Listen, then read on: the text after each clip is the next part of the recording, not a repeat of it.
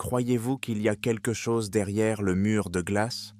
Je ne parle pas des simples mystères scientifiques de l'Antarctique, ni des théories des amateurs de science-fiction. Je parle d'un véritable mur de glace qui s'étend sur une distance si vaste que personne n'a jamais osé prétendre l'avoir traversé entièrement. Beaucoup pensent qu'il fait simplement partie du paysage naturel, tandis que d'autres croient là qu'il s'agit d'une porte secrète vers l'inconnu. J'ai travaillé dans une installation secrète communément appelée Area 51. J'ai servi pendant de nombreuses années. J'ai classé des documents. J'ai observé des phénomènes étranges. J'ai participé à d'innombrables expériences. Mais même mes rêves n'auraient pas pu me préparer à ce que j'ai appris en jetant un coup d'œil dans des dossiers hautement protégés. Il s'agissait d'un secret caché depuis des années, voire des décennies, par les autorités. Et quand je dis « autorité », je parle de personnes très puissantes, des gens qui se tiennent au-dessus des présidents et des généraux, qui contrôlent la recherche scientifique de pointe, les budgets importants et toutes les ressources disponibles pour obtenir des informations auprès des sources les plus difficiles d'accès sur Terre. Au début, je n'avais aucune idée de l'ampleur que prendraient ces découvertes.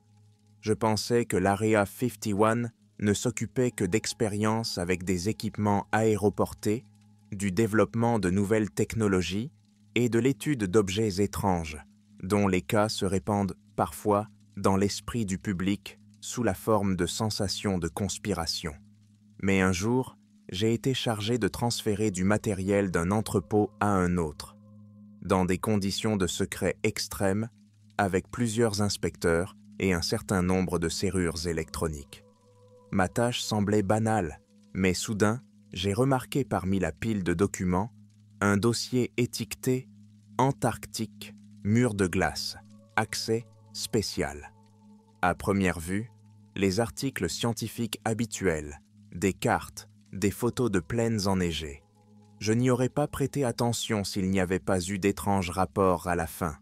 Les papiers étaient là, déchirés. Certains portaient comme des timbres, si anciens que l'encre était brouillée. Mais le texte était encore lisible. Il s'agissait d'une sorte d'expédition clandestine. Il n'y avait pas de chronologie, pas de chiffres, juste une description. Une équipe spéciale a été envoyée au-delà de la frange pour confirmer l'existence d'une ancienne civilisation au-delà du mur de glace. Des contacts ont été établis et des informations échangées. Phénomènes inexpliqués, puissantes émissions électromagnétiques, structures en pierre ressemblant à des salles géantes, habitées par des humanoïdes à la peau couverte d'écailles. Tout le matériel doit être classifié pour éviter la panique. Tout cela ressemblait à un scénario bon marché pour un film d'extraterrestres. Mais je n'arrivais pas à détourner le regard. Les mots « civilisation ancienne » et « créatures à écailles » me fascinaient. Les rapports étaient accompagnés d'une série de photographies. En noir et blanc, floues, mais sur certaines d'entre elles, on pouvait distinguer les contours de structures colossales s'élevant parmi les friches glaciaires de l'Antarctique. Il semblait que là se trouvaient les ruines d'une métropole, s'enfonçant dans le sol comme si le temps l'avait englouti. J'ai remarqué une silhouette floue, ressemblant à un humanoïde, avec une tête allongée, des membres étendus et une étrange lueur dans les yeux, comme le reflet de la lumière dans les pupilles étroites d'un reptile. À l'époque, j'ai pensé qu'il s'agissait d'une illusion ou d'un défaut dans le processus de développement. Mais la légende de la photo indiquait « contact avec une forme de vie intelligente ». Contact avec une forme de vie intelligente. Mon cœur a battu la chamade comme un animal traqué. J'ai mis le dossier de côté, bien que tous les nerfs de mon corps s'y opposent. Je voulais savoir ce qui allait suivre. La phrase a résonné dans mes oreilles. Au-delà de la frange, pour confirmer l'existence d'une ancienne civilisation. Au-delà de la frange, c'est-à-dire au-delà du mur de glace dont peu de gens parlent, sur les rares forums et les sites web déroutants.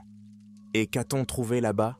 Si le gouvernement a jugé bon de taire cette information, c'est qu'il y a quelque chose de bien plus grave que la découverte d'un lac de glace ou d'une forme de vie inhabituelle comme une bactérie. Au bout de quelques semaines, je n'arrivais plus à dormir. J'ai enquêté, interrogé des collègues, parmi lesquels des spécialistes scientifiques, des militaires et des membres du personnel administratif. Mais personne ne voulait parler franchement. Seul un homme, un agent âgé qui avait vu beaucoup de choses, m'a chuchoté à voix basse pendant le déjeuner. J'ai entendu dire qu'il y avait une sorte de mission diplomatique en cours. Les autorités veulent donc des ressources, de la technologie et peut-être même quelque chose de plus. Un accord a été conclu avec ces créatures, d'anciens habitants de la Terre qu'ils essaient de garder là, derrière le mur, pour qu'ils n'en sortent pas. Il a dit cela en évitant le contact visuel, et lorsqu'il a terminé, il est resté silencieux pour toujours. Mais rien ne pouvait m'arrêter. Plus je fouillais dans les archives, plus je pensais à l'Antarctique. Il semblait que je ne vivais que pour un seul but, découvrir la vérité. Et lorsque le destin m'a donné l'occasion de participer réellement à un projet secret, je l'ai saisi comme un noyé s'accroche à une paille.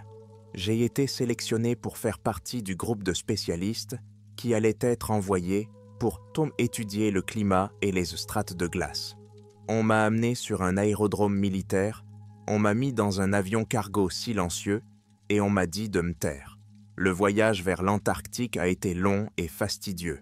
Nous avons effectué plusieurs transferts avant d'arriver sur une piste d'atterrissage glaciaire isolée dans une base temporaire. Il y avait déjà des tentes, des structures modulaires pour le logement et des conteneurs avec du matériel. Le mur de glace était visible au loin, tel un monstre blanc s'étirant jusqu'à l'horizon. Nous avions l'impression de ne pas être sur Terre, mais dans un monde sans vie. Le gel nous mordait la peau et la neige scintillait sous le scintillement des étoiles. Nous avions l'impression que le temps s'était ralenti et que l'espace était devenu faussement diffus. Plus nous nous approchions de la barrière de glace nuageuse, plus nous étions inquiets. Le commandant du groupe, un homme au visage sévère, ne cesse de nous rappeler les règles de silence et de stricte discipline. Les conversations radio se font en mode crypté. Tous les soirs, nous sommes informés que nous devons respecter la légende des mesures et observations scientifiques. Mais l'ambiance dans l'équipe était tendue. Tout le monde se rendait compte qu'il se passait quelque chose d'inhabituel ici. Et lorsque nous sommes arrivés au pied du mur de glace, l'ombre d'un homme gigantesque s'est développée, comme si la nature elle-même avait créé l'apparence d'un géant gardant ses biens. À l'aide d'un équipement spécial, nous avons réussi à trouver une brèche dans la glace. Il y avait un passage où seuls les participants les mieux préparés pouvaient m'en passer librement. Je me suis avancé, incapable de supporter la tension nerveuse. C'était comme entrer dans une autre dimension. La lumière des lanternes arrachait à la pénombre des stalactites géantes et des arcs de glace incurvés. Nous avions l'impression d'être dans une grotte de cristal magique. Au fur et à mesure que nous nous enfoncions, les parois commençaient à changer de couleur, comme si d'étranges reflets pénétraient profondément dans la glace. Puis, nous avons débouché dans une grande gorge, qui ouvrait un chemin au-delà de la paroi. Toute ma vie, j'avais pensé qu'au-delà de cette zone, il n'y avait rien d'autre que la nature sauvage et infinie de l'Antarctique. Mais l'image d'un monde complètement différent se dessinait devant nous. Le sol était rocailleux, il n'y avait presque pas de neige et, au lieu que le vent me coupe le visage jusqu'au sang, il y avait une étrange brise chaude. Nous nous tenions au bord de la falaise et regardions les ruines pétrifiées qui s'étendaient dans la vallée. Des arches de pierre, d'immenses bâtiments, des colonnes couvertes de symboles illisibles. Tout semblait abandonné, mais il y avait un bruit subtil dans l'air, comme l'écho d'une vie lointaine. À ma grande surprise, le commandant du groupe a commencé à donner des instructions claires pour établir une base de campagne juste en dessous, à côté de l'un des murs massifs. On m'expliqua qu'il s'agissait de l'emplacement du point de contact.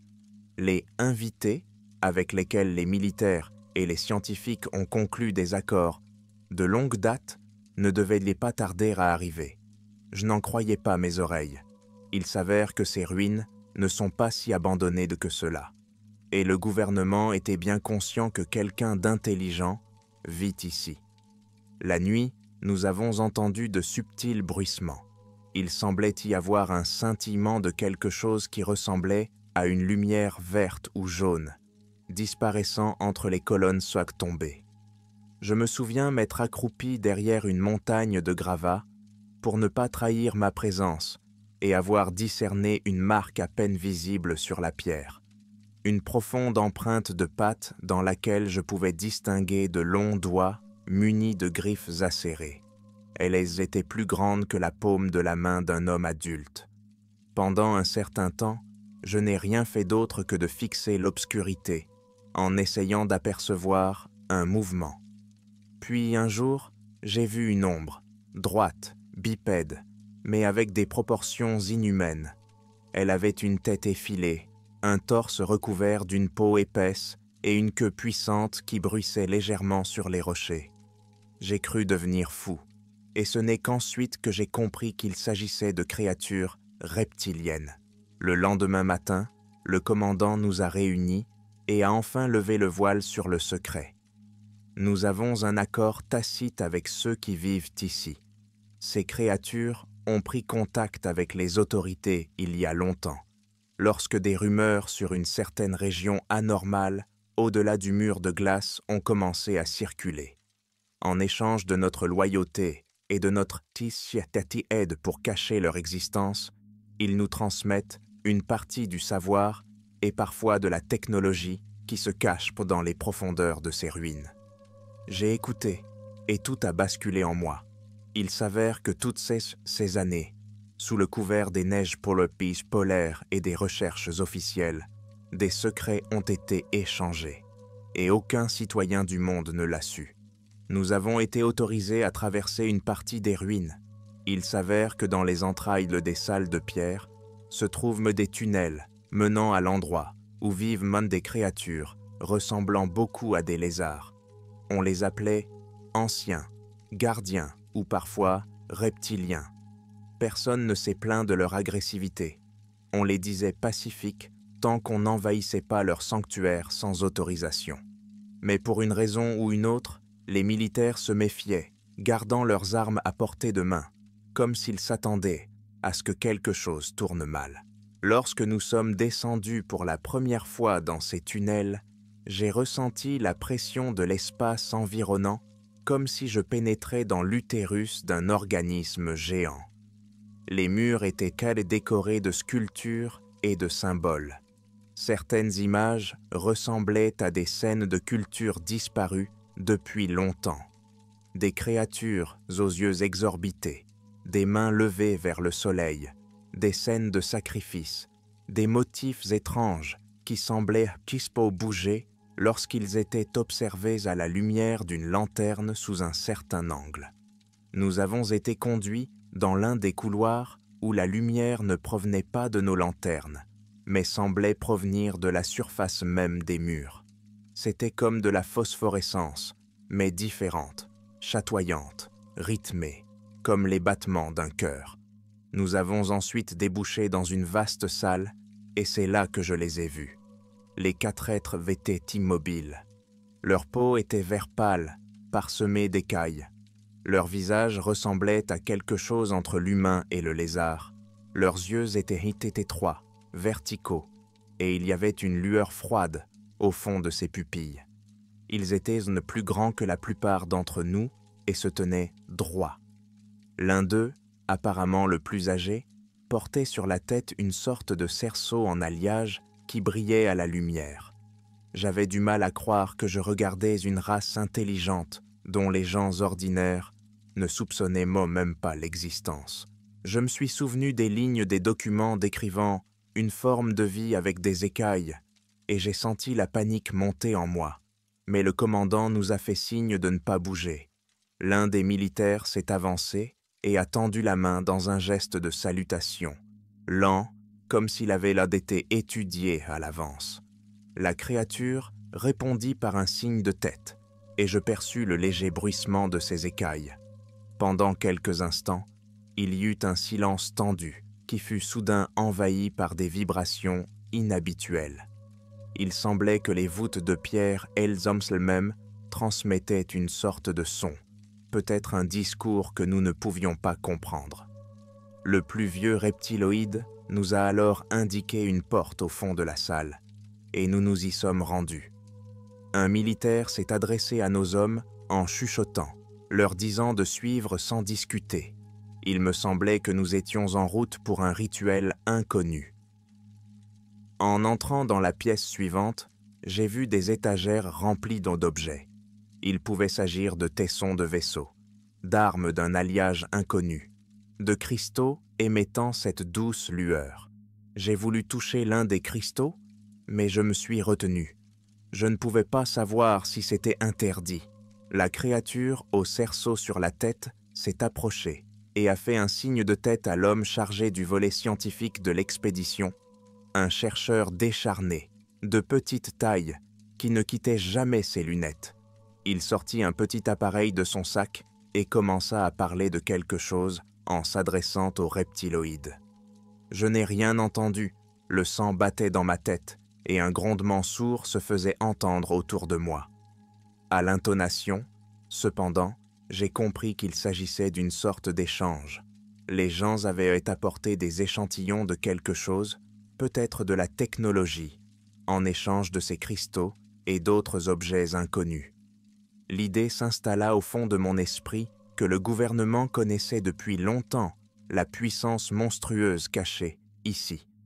Peut-être que ces créatures reptiliennes savaient comment contrôler la météo, la gravité, ou même qu'elles connaissaient une technologie capable d'ouvrir des portails vers d'autres mondes. Et si les légendaires soucoupes volantes dont nous avons entendu parler n'étaient qu'une fraction de ce que cette ancienne civilisation a à offrir? Et tout cela pourquoi? Le pouvoir, le contrôle, de nouveaux systèmes d'armes? On nous a montré un autre immense couloir, dont les murs étaient couverts d'images de créatures ressemblant à des serpents prenant le contrôle de villes humaines, tandis que des inscriptions gravées dans un alphabet inconnu ceinturaient les images. J'ai ressenti un frisson nauséeux. Et s'il s'agissait d'un avertissement ou d'une prédiction? Peut-être les reptiloïdes étaient-ils déjà sortis de leur cachette et avaient-ils joué le rôle de Dieu ou de démon? Et qui sait si quelqu'un d'en haut ne veut pas les utiliser à nouveau à certaines fins? Après quelques jours, nous nous sommes enfin installés dans le camp. Parfois, nous avons remarqué des lumières vacillantes dans le ciel nocturne, glissant silencieusement au-dessus du mur de glace, certainement pas des avions ou des hélicoptères. Nous étions de plus en plus convaincus que nous étions impliqués dans une chaîne d'opérations couverte par l'obscurité, qui ne serait comme si jamais officiellement rapportée. Pourquoi les gens ont-ils besoin de ces accords avec les descendants d'une ancienne civilisation? Peut-être qu'ils nous fournissent des bribes de technologie alléchantes et qu'ils ont accès à quelque chose qui nous appartient, des ressources, des personnes avec lesquelles faire des expériences. J'ai essayé de démêler la logique, mais il ne me restait que la peur et les rumeurs. Un jour, il s'est passé quelque chose qui m'a fait sortir de mon faux sentiment de sécurité. La nuit, l'une des silhouettes reptiliennes s'est approchée du camp. Du moins, c'est ce qu'il m'a semblé. Il faisait nuit, j'étais de service au générateur, et j'ai entendu un bruissement. J'ai attrapé ma torche, mais le faisceau a à peine capté la silhouette de la créature accroupie. Elle était penchée sur l'un des conteneurs. Une main écailleuse s'est glissée rapidement à l'intérieur, comme si elle cherchait quelque chose dans une boîte de matériel médical. Je me suis accroupi dans le coin, les paumes en sueur, le cœur battant la chamade. Soudain, il s'est retourné, un visage aux pupilles étroites et verticales, avec un éclat de serpent froid. J'ai senti mon sang se glacer. Les secondes me parurent une éternité, mais la créature ne s'approcha pas. Elle disparut rapidement derrière les tentes sans faire de bruit. Je l'ai suivie, et lorsque j'ai accouru, elle avait déjà disparu dans l'obscurité.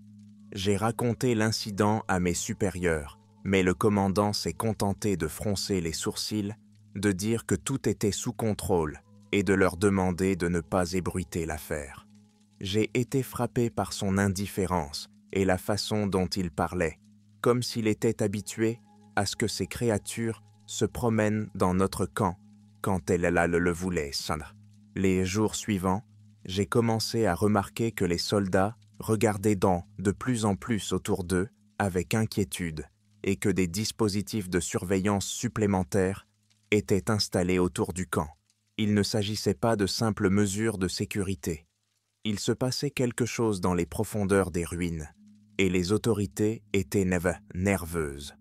Lors des réunions, les officiers d'hommes militaires constatent avec morosité que l'activité des indigènes augmente, que leurs mouvements sont de plus en plus erratiques.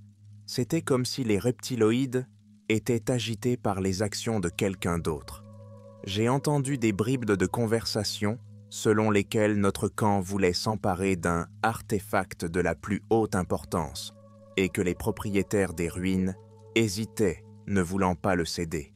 Finalement, le commandant a déclaré qu'il était nécessaire d'effectuer une sortie conjointe dans les profondeurs du complexe souterrain.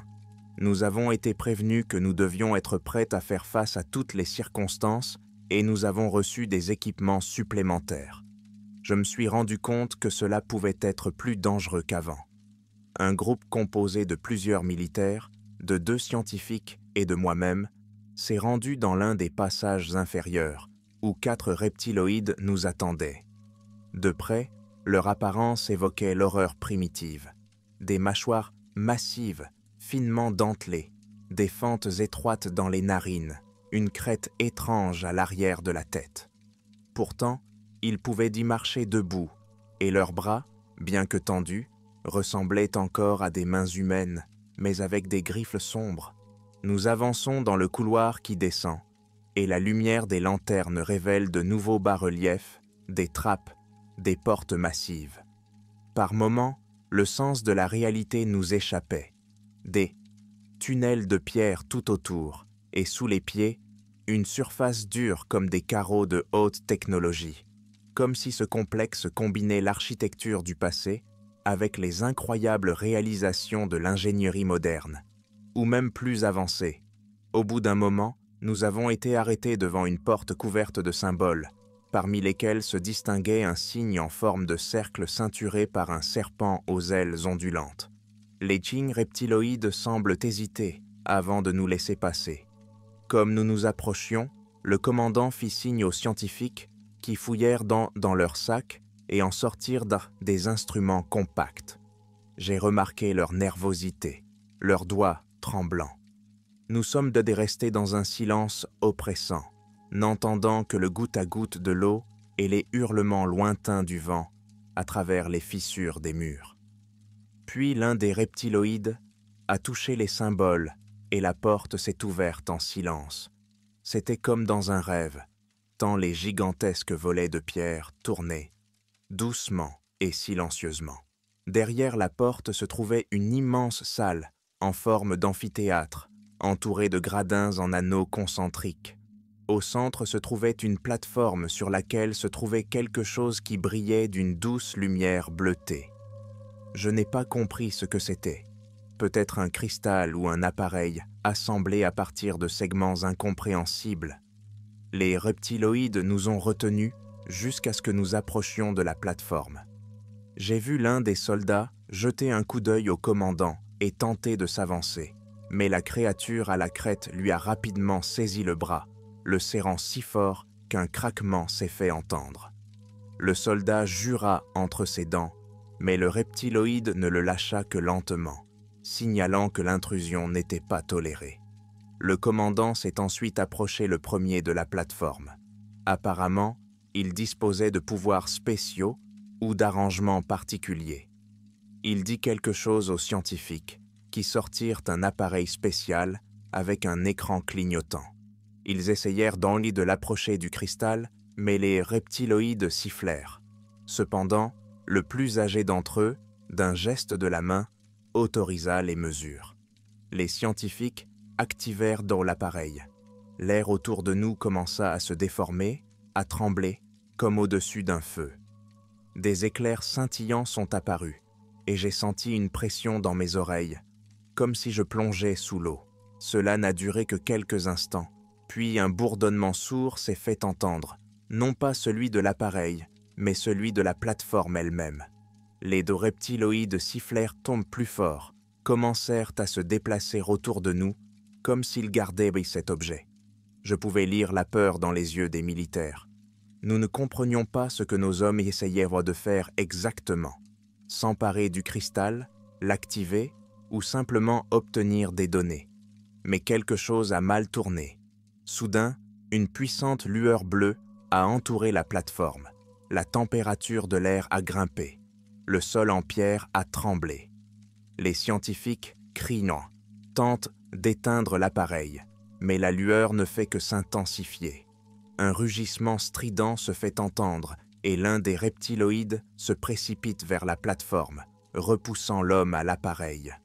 Le choc violent projeta le pauvre homme à plusieurs mètres. Ma torche me tomba des mains et atterrit sur les rochers, mais continua d'éclairer les mouvements chaotiques. La plateforme commença à onduler et les murs de la salle firent un grondement comme s'ils étaient prêts à s'effondrer. Le commandant cria des ordres, mais à ce moment-là, d'autres créatures reptiliennes sortirent d'un passage latéral.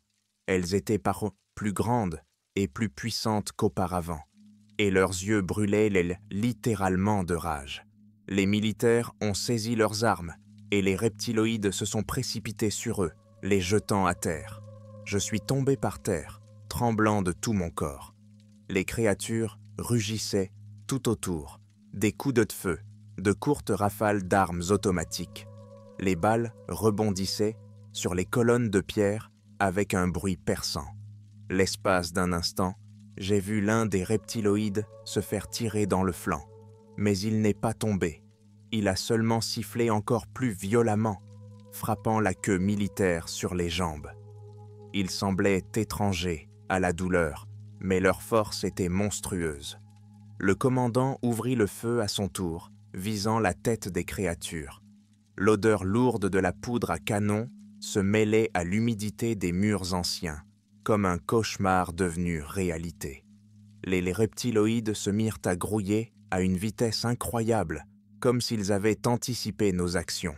Il n'y avait plus de compromis possible. Nous avions franchi une certaine limite et, en retour, nous recevions leur fureur.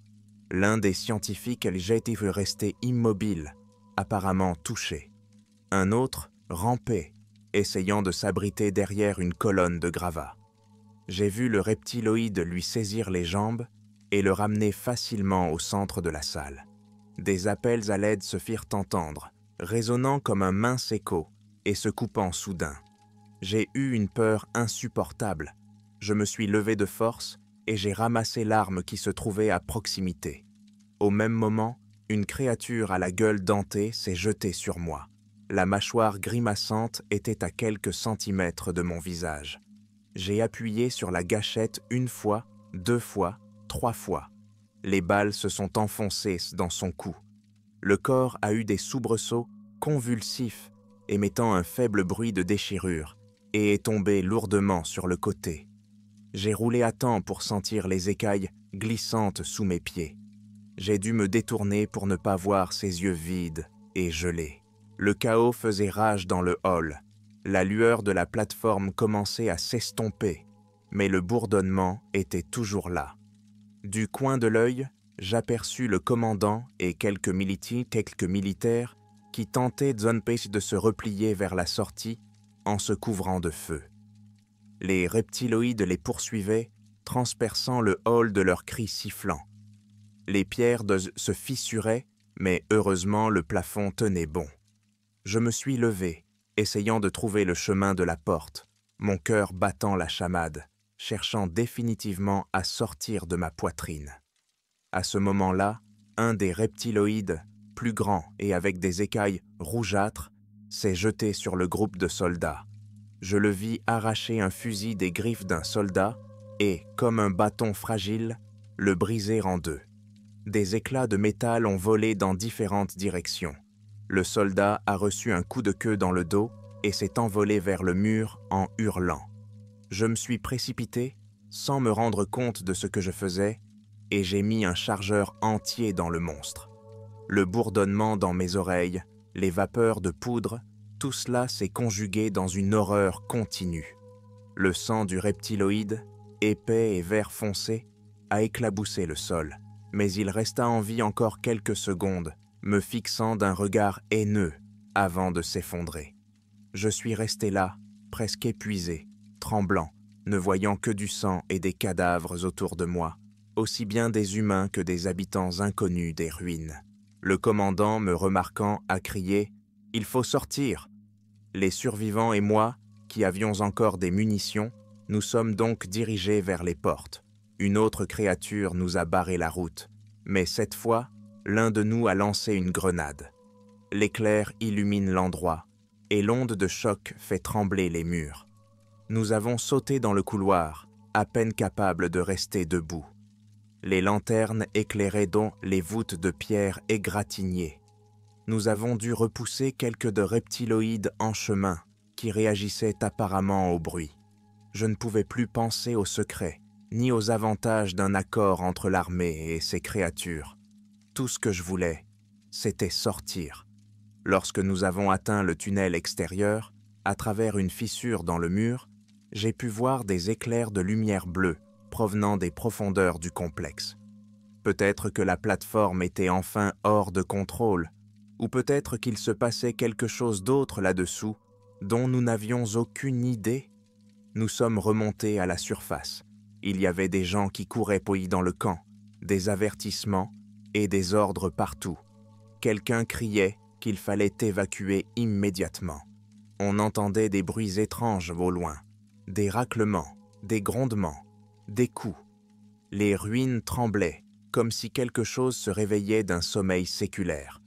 Je me suis demandé si nous n'avions pas provoqué une catastrophe en essayant d'obtenir ce qui ne nous appartenait pas. Soudain, il y eut un blizzard, comme une tempête, alors que le vent avait été plutôt calme auparavant.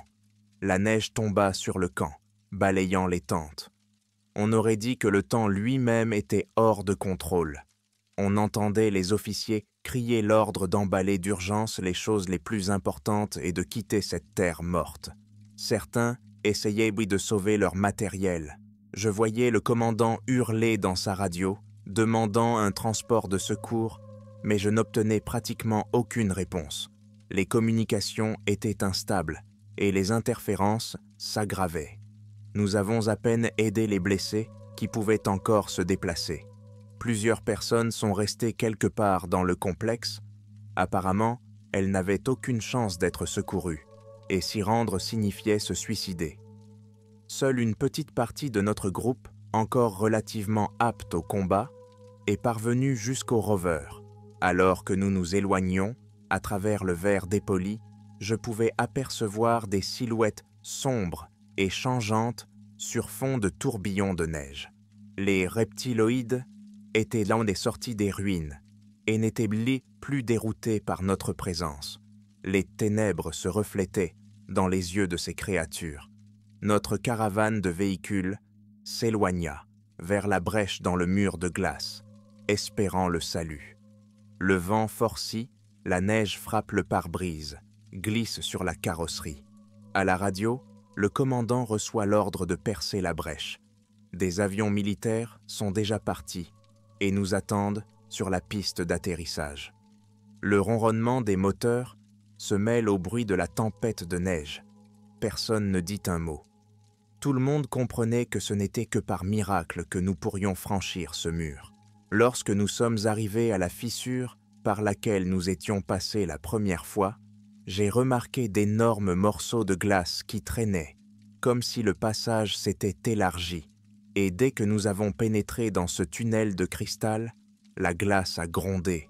La lumière des lanternes s'est mise à se refléter avec des reflets 1000 fois plus intenses. On aurait dit que l'Antarctique lui-même avait décidé de nous emprisonner à l'intérieur. À plusieurs reprises, le grondement a atteint un tel niveau que nous avons craint un effondrement. Mais heureusement, le passage a tenu. Nous avons réussi à franchir cette terrifiante épaisseur de glace et avons continué à traverser la neige et le froid pendant plusieurs heures, jusqu'à ce que nous atteignions notre base temporaire de l'autre côté.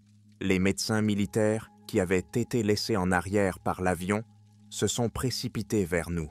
Ils se sont précipités sur les blessés et ont commencé à leur administrer les premiers soins en les traînant à bord. Nous avons entendu un officier expliquer frénétiquement à un responsable par satellite que la mission était un échec, que le projet devait être gelé, voire annulé. Mais bien sûr, sur les documents officiels figurera une autre légende selon laquelle les circonstances n'ont pas permis de poursuivre la recherche scientifique.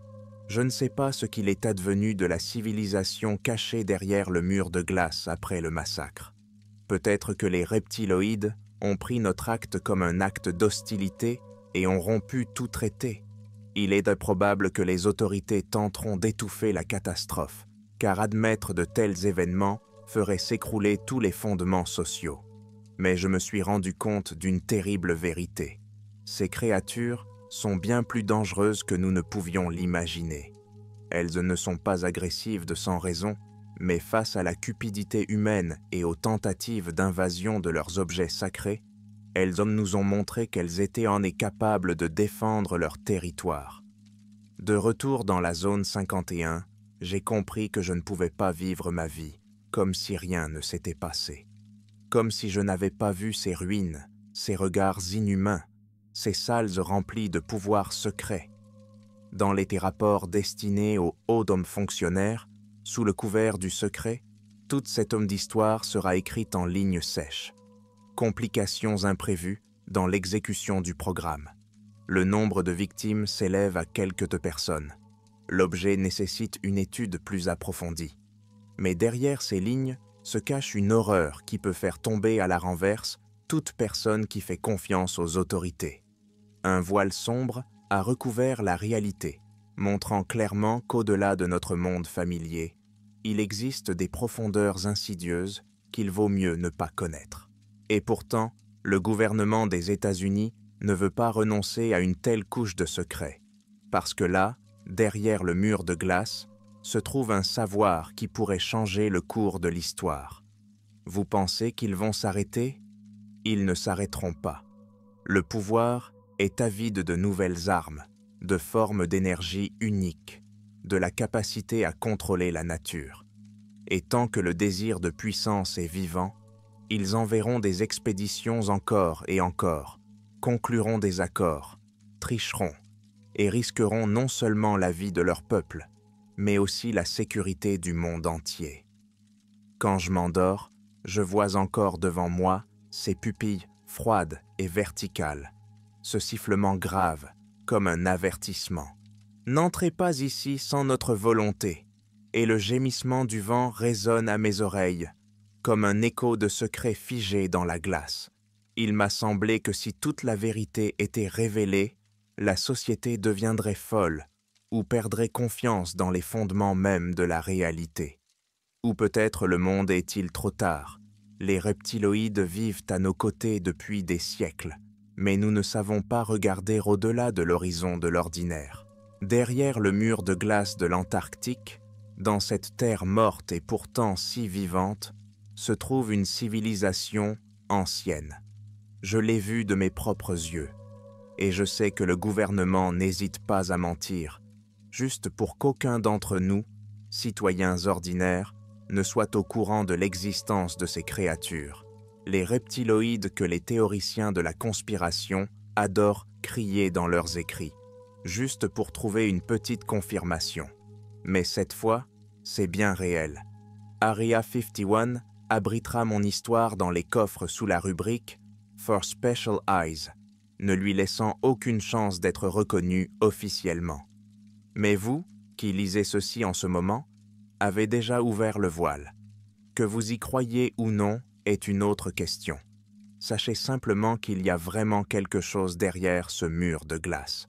Et c'est plus que de la fiction.